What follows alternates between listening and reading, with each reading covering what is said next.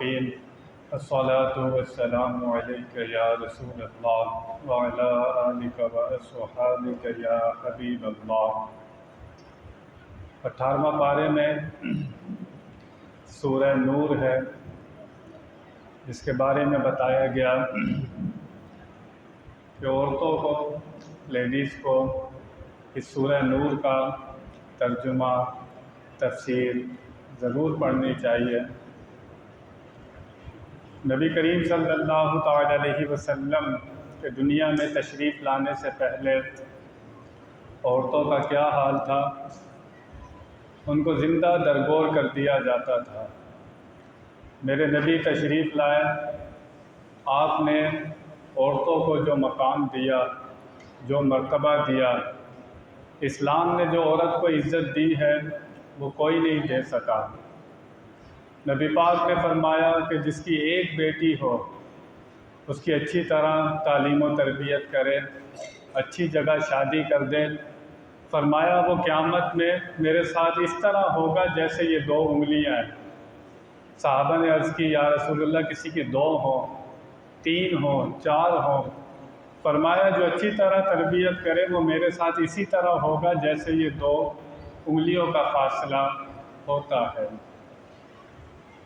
تو نبی کریم صلی اللہ تعالی علیہ وسلم نے عورت کو اس مقام پر بٹھایا۔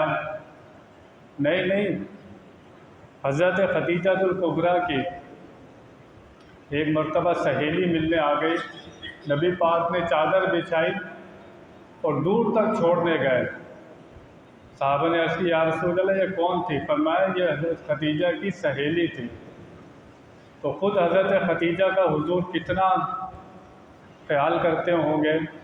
نہیں، حضرت عائشہ صدیقہ رضی اللہ تعالیٰ عنہ ایک مرتبہ وہ کرتب دکھانے والے آئے، حضور صلی اللہ علیہ وسلم نے حضرت عائشہ کو کندھوں پر بٹھا کر کرتب والوں کو دکھایا۔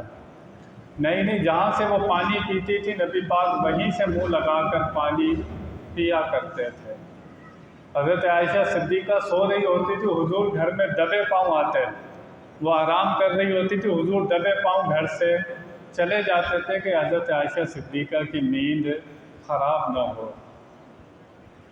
اسی صورت کو ایک واقعہ جس کو واقعہ عشق کہا جاتا ہے، جو دوسرے ہیں وہ سینہ پیٹنے والے، وہ حضرت عائشہ صدیقہ کے خلاف غلط باتیں کرتے ہیں، حالانکہ قرآن ان کو کہہ رہا ہے یہ مومنوں کی مائیں ہیں۔ وَأَزْوَاجُهُ أُمَّهَاتُهُمْ، نبی کی جو بیویاں ہیں وہ مومنوں کی مائیں ہیں، جسمانی مائیں نہیں، روحانی مائیں ہیں۔ جو مومنوں کی، حضور اکرم صلی اللہ علیہ وسلم کی زوجہ، وہ مومنوں کی مائیں ہیں۔ ان کے بارے میں غلط بات کرنا اپنے ایمان کو برباد کرنا ہے۔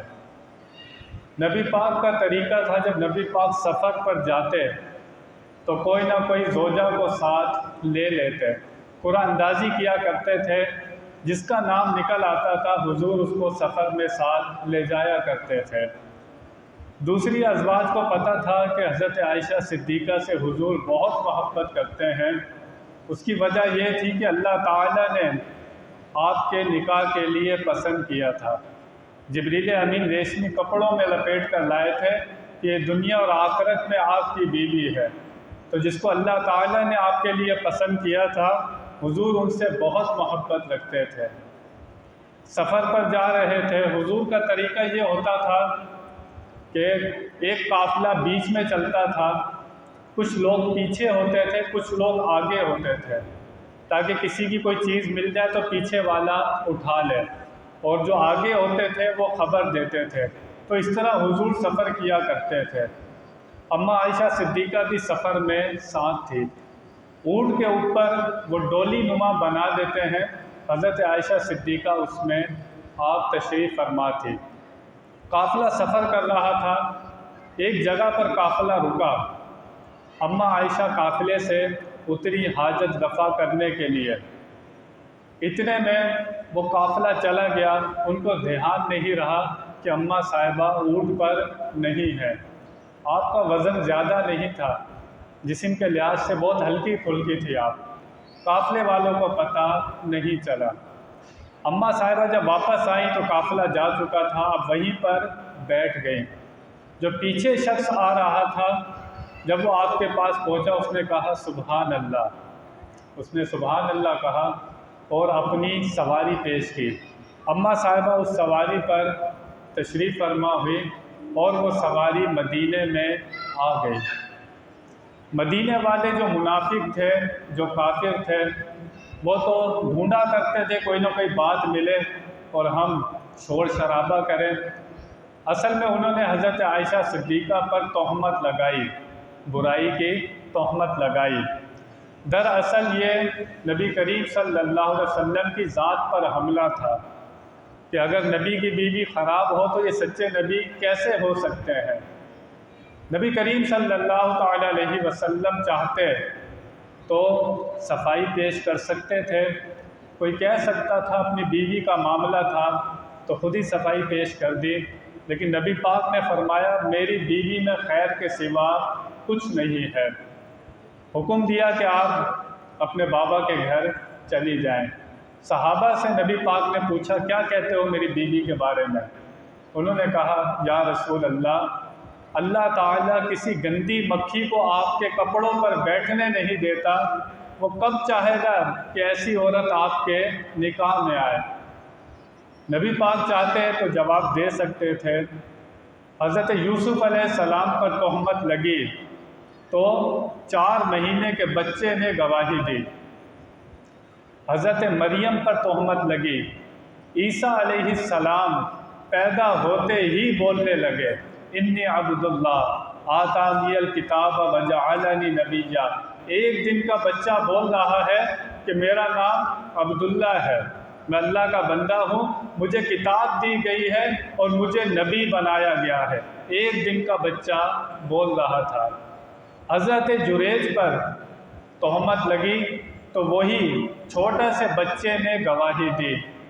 اللہ چاہتا تو پانی کے قطرے گواہی دیتے، مٹی کے قطرے گواہی دیتے، درختوں کے پتے گواہی دیتے۔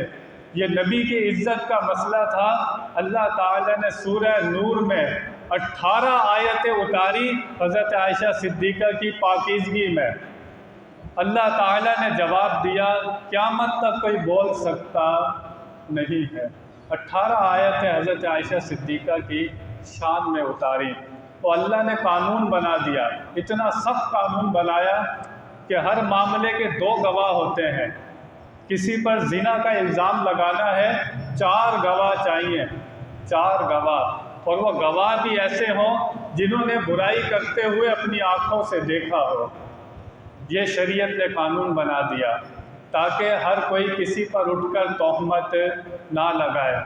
آج عادت ہوتی ہے لوگوں کی، لوگ فوراً رائے قائم کر دیتے ہیں، کسی کو دیکھتے ہیں کسی کے ساتھ جاتے ہوئے اس پر الزام لگا دیتے ہیں، دیکھا فلانی عورت کیسی ہے، طرح طرح کی باتیں کرنا شروع ہو جاتے ہیں۔ بھائی کسی نے دیکھا ہے، تم نے دیکھا ہے، 4 آدمی چاہیے۔ اتنا سخت قانون کیوں ہے؟ تاکہ کوئی کسی پر الزام نہ لگائے۔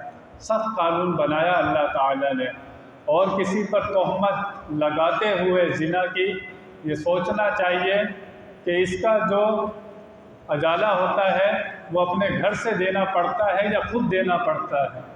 پاک دامن عورت پر کوئی تہمت لگائے، وہ بندہ ہو یا بندی ہو، 40 سال کی عبادت اس کی ضائع ہو جاتی ہے۔ کوئی ایسے ہی اگر تہمت لگا دے تو 40 سال کی عبادت اس کی رہتی نہیں ہے۔ تو حضرت عائشہ صدیقہ کی شان بہت ہے۔ جو ان کے بارے میں ہلکی بات کرے، نامناسب بات کرے، یا حضرت عائشہ کو مسلمان ہی نہ مانے، وہ اپنا ٹھکانہ جہنم میں بناتا ہے۔ صحابہ کرام کے آپس کے جو اختلافات تھے ان میں ہمیں بولنے کی اجازت نہیں ہے، وہ ان کے آپس کے اختلافات تھے، ہم کوئی رائے قائم کر سکتے نہیں ہیں۔ بھائیوں میں بھی اختلاف ہو جاتا ہے، وہ اتنی شان والے لوگ تھے، آج بڑے بڑے مفتی، عالم، فقیہ اس معاملے میں بات کرتے نہیں ہیں۔ وہ صحابہ کے آپس کے معاملات تھے، وہ جانے اور اللہ تعالیٰ جانے۔ کوئی بول کر کسی کی گستاخی بے ادبی کر کے مسلمان رہ سکتا نہیں ہے۔ اللہ تعالی ہمیں ان باتوں کو سمجھنے کی توفیق عطا فرمائے۔ وآخر دعوانا ان الحمد للہ رب العالمین۔